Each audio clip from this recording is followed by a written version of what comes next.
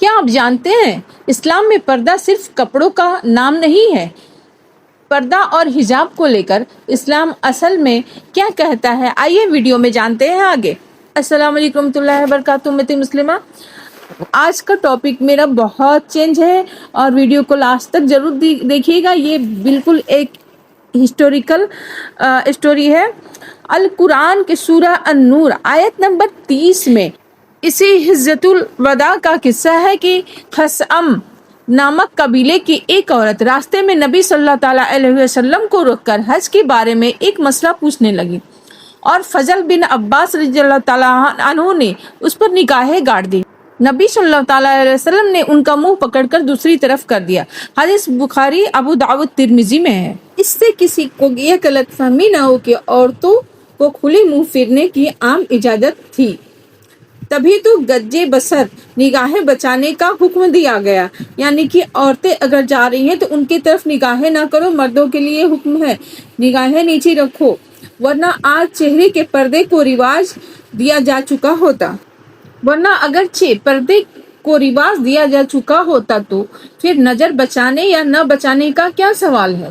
یہ دلیل عقلی حیثیت سے بھی غلط ہے اور حقیقت کے اعتبار سے بھی۔ عقلی حیثیت سے یہ اس لیے غلط ہے کہ چہرے کے پردے کا عام چلن ہو جانے کے باوجود ایسے موقع پیش آ سکتے ہیں جبکہ اچانک کسی عورت اور مرد کا آمنا سامنا ہو جائے، اور ایک پردہ کرنے والی عورت کو بھی کئی بار ایسی ضرورت پڑ سکتی ہے کہ وہ منہ کھولے۔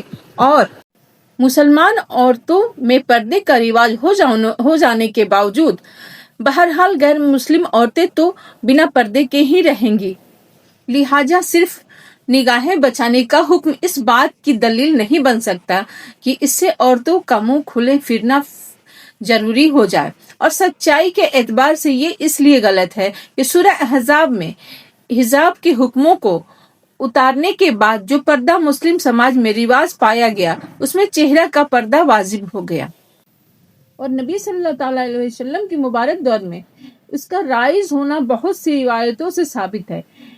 عفق کے واقعے کے بارے میں حضرت عائشہ رضی اللہ تعالیٰ عنہا کا بیان ہے کہ جو بہت بھروسے مند سندوں میں سے بیان ہوا ہے۔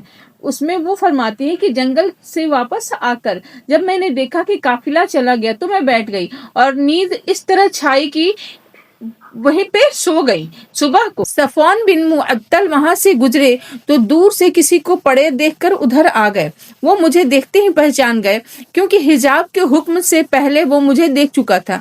مجھے پہچان کر جب اس نے انا للہ و انا الیہ راجعون پڑھا تو اس کی آواز سے عائشہ رضی اللہ تعالیٰ عنہ کی آنکھیں کھل گئی اور اپنی چادر سے اپنا منہ ڈھانک لیا۔ یہ حدیث بخاری مسلم شریف میں یہ واقعہ ہے۔ احمد ابن جریر کتاب الجہاد میں ایک واقعہ بیان ہوا ہے کہ ایک عورت ام خالد کا لڑکا ایک جنگ میں شہید ہو گیا تھا۔ وہ اس کے بارے میں پوچھنے کے لیے نبی صلی اللہ تعالیٰ علیہ وسلم کے پاس آئی، مگر اس حال میں بھی چہرے پر نقاب پڑی ہوئی تھی۔ کچھ صحابہ نے حیرت کے ساتھ کہا کہ اس وقت بھی تمہارے چہرے پر نقاب ہے؟ یعنی بیٹے کے شہید ہونے کی خبر سن کر تو ایک ماں کو تن بدن کا ہوش نہیں رہتا، اور تم اس اطمینان کے ساتھ پردے میں آئی ہو۔ جواب میں وہ کہنے لگی، میں نے بیٹا تو ضرور کھو دیا ہے مگر اپنی حیا تو نہیں کھو دی۔ ابو داؤد ہی میں حضرت عائشہ رضی اللہ تعالیٰ عنہ کی روایت ہے کہ ایک عورت نے پردے کے پیچھے سے ہاتھ بڑھا کر صلی اللہ تعالیٰ علیہ وسلم کے رسول صلی اللہ تعالیٰ علیہ وسلم کو درخواست دی۔ نبی صلی اللہ تعالیٰ علیہ وسلم نے پوچھا، یہ عورت کا ہاتھ ہے یا مرد کا؟ اس نے کہا عورت ہی کا ہے۔ فرمایا، عورت کا ہاتھ ہے تو کم سے کم ناخن ہی مہندی کے سے رنگ لیے ہوتے۔ ہم نے جو ویڈیو کے اسٹارٹ میں حج کے موقع والی واقعہ بیان کیا تھا، اس سے ہمیں معلوم ہوتا ہے کہ جن کا ہم نے ذکر پہلے کیا تھا وہ نبی صلی اللہ تعالیٰ علیہ وسلم کے دور میں چہرے کا پردہ نہ ہونے کی دلیل نہیں بن سکتے ہیں، کیونکہ احرام کے لباس میں نقاب کا استعمال منع ہے۔ پھر بھی اس حالت میں بھی احتیاط پسند عورتیں غیر مردوں کے سامنے چہرہ کھولنا پسند نہیں کرتی۔ حضرت عائشہ رضی اللہ تعالیٰ عنہ کی روایت ہے کہ حجۃ الوداع کے سفر میں ہم لوگ احرام کے حالت میں مکہ کی طرف جا رہے تھے۔ جب مسافر ہمارے پاس کی طرف جا رہے تھے جب مسافر ہمارے پاس سے گزرنے لگے تو ہم عورتیں اپنے سر پر سے چادریں کھینچ کر منہ پر ڈال دیتی ہیں، اور جب وہ گزر جاتے تو ہم منہ کھول دیتے تھے۔ نگاہیں بچانے کے اس حکم سے صرف وہ حالت الگ ہے جن میں کسی عورت کو دیکھنے کی کوئی حقیقی ضرورت ہو، مثلاً کوئی آدمی کسی عورت سے نکاح کرنا چاہتا ہو۔ اس غرض کے لیے عورت کو دیکھ لینے کی نہ صرف اجازت ہے بلکہ ایسا کرنا کم سے کم پسندیدہ تو ضرور ہے۔ مغیرہ بن شعبہ رضی اللہ تعالیٰ عنہ کی روایت ہے کہ میں نے ایک جگہ نکاح کا پیغام دیا۔ اللہ کے رسول صلی اللہ تعالیٰ علیہ وسلم نے پوچھا، تم نے لڑکی کو دیکھ بھی لیا ہے؟ میں نے عرض کیا نہیں۔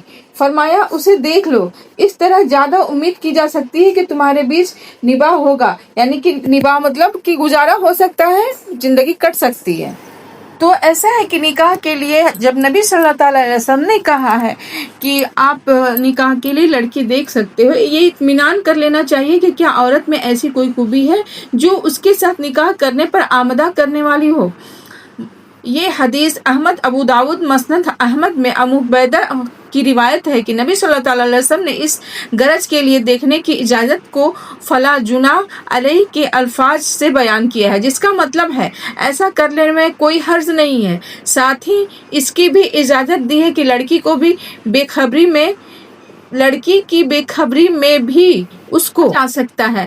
اسی سے فقیہوں نے یہ اصول نکالا ہے کہ ضرورت سے دیکھنے کی دوسری صورتیں بھی جائز ہیں، جیسے کہ کسی جرم کی جانچ پڑتال کے سلسلے میں کسی مشتبہ سندگدھ مطلب کہ کیا کہتے ہیں اس کو، جاسوسی طریقے سے گپت طریقے سے عورت کو دیکھنا یا عدالت میں گواہی کے موقع پر قاضی یعنی جج کا کسی گواہ عورت کو دیکھنا، یا علاج کے لیے ڈاکٹر کا مریض عورت کو دیکھنا وغیرہ، یہ سب گناہ نہیں ہے۔ نگاہ بچانے کے حکم کا منشا یہ بھی ہے کہ آدمی کسی عورت یا مرد کے ستر چھپانے لائق انگوں پر مطلب کہ جو چھپانے والی جگہ ہے اس پر نگاہ نہ ڈالے۔ نبی صلی اللہ تعالیٰ علیہ وسلم کا فرمان ہے کہ کوئی مرد کسی مرد کے ستر کو نہ دیکھے اور کوئی عورت کسی عورت کے ستر کو نہ دیکھے۔ حدیث احمد، مسلم، ابو داؤد، ترمذی میں یہ بیان ہے۔ حضرت علی رضی اللہ تعالیٰ عنہ کی روایت ہے کہ نبی صلی اللہ تعالیٰ علیہ وسلم نے مجھے فرمایا کہ کسی زندہ یا مردہ انسان کے جانب پر نگاہ نہ ڈالو۔ حدیث ابو داؤد میں یہ ہے۔ ہاں تو ناظرین، آج ہم نے بہت اہم مسئلے راز کھولے اور بہت سارے اہم مسئلے آپ کے سامنے کھلے جو ہم لوگوں کو معلوم نہیں تھے، سبھی کو نہیں معلوم تھے کہ لڑکیوں کو شادی کے وقت نہیں دیکھنا چاہیے، یہ گناہ ہے، یا ڈاکٹر کے سامنے یا جج کے سامنے یا عدالت میں چہرہ کھولنا گناہ ہے۔ ایسا نہیں ہے، اس وقت جہاں ضرورت ہو وہاں چہرہ کھول کر دکھایا جا سکتا ہے، جب ضرورت ہو، بہت ضروری ہو تو پردے کے ساتھ، تو چہرہ کھولنے میں حرج نہیں ہے۔ انشاءاللہ ملتے ہیں نئے ویڈیو، نئے بیان، نئے حدیث کے ساتھ۔ ویڈیو لمبی ضرور ہے، سب کو شیئر کریں، اہم مسئلہ ہے انشاءاللہ، اور ویڈیو کو ضرور شیئر کریں صدقہ جاریہ سمجھ کے۔ اللہ حافظ۔